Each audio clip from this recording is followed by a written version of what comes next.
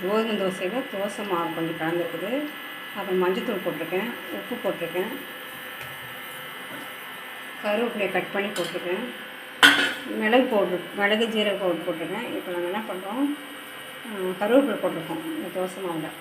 தோசை மாவு இருக்குது, இதில் வந்து கோதுமை ரெண்டும் மிக்ஸ் பண்ணி கருவேப்பிலை, மிளகு ஜீரகம், மஞ்சத்தூள், உப்பு தோசை ஊற்றுக்கிறோம்.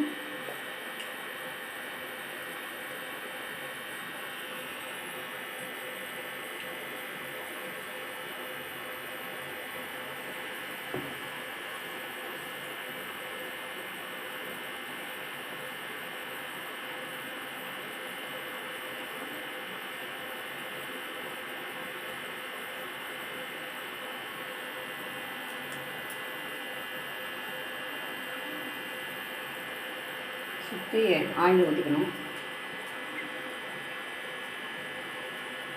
அப்புறம் இட்லி பண்ண மூடி வச்சு மூடிடணும்.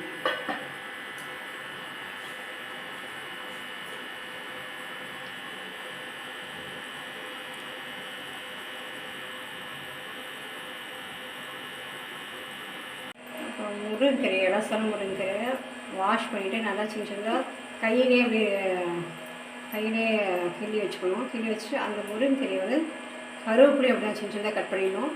முருங்கைக்கீரையும் சின்ன சின்னதாக கட் பண்ணிக்கணும். கட் பண்ணிவிட்டு முருங்கைக்கீரையும் போட்டுவிட்டு அந்த முருங்கைக்கீரை தோசை.